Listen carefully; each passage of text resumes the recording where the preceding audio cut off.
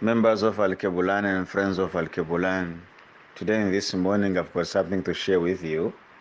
I just want to draw your attention with something that happened in DRC Congo.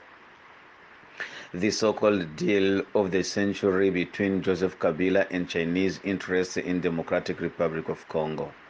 This deal has left a dark shadow over the century's future for this continent of Africa. This agreement, shrouded in corruption and betrayal, has been billions of dollars of Congolese natural resources funded to China with a little no infrastructure development in return as promised by Chinese.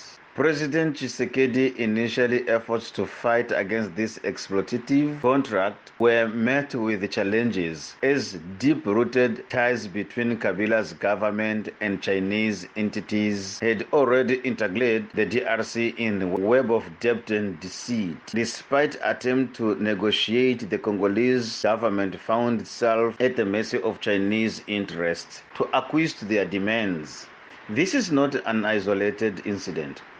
Across Africa, similar exploitation and resources plundering occur, leaving African nations impoverished and beholden to the foreign powers. In Nigeria, rich in oil, prices are high, burdening its citizens. In Burundi, abundant in gold and minerals, poverty prevails. This is what we always say, that in Africa we need to unite this continent of Africa so that we can secure and protect our natural resources. Otherwise, our experience of poverty will continue for this century and centuries to come. It is time for Africa to wake up and unite against these injustices. Our strength lies in unity. The Al-Kebulan Liberation Movement calls on all Africans, especially the youth, to envision a united Africa where our resources are used to our benefit, not plundered by outsiders. These people, so-called Chinese that we see all over the show, thinking that they are going to bring change, thinking they are going to change our Africa by trusting them. There are no difference between Chinese and those who colonized us before. You know what they did in Congo? They have given Congo some of the money that even if the Congo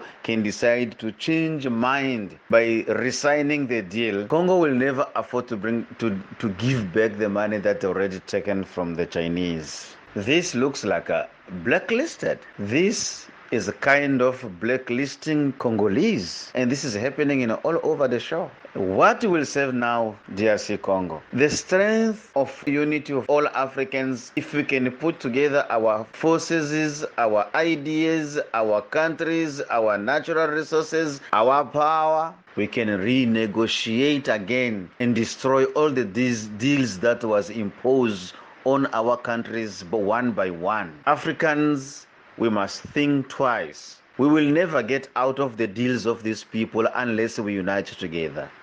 Unless we form one country where no Chinese will penetrate or any other country to come and steal our resources and use them the way they want. When they bring back their toys that they made from our minerals, price is like a triple.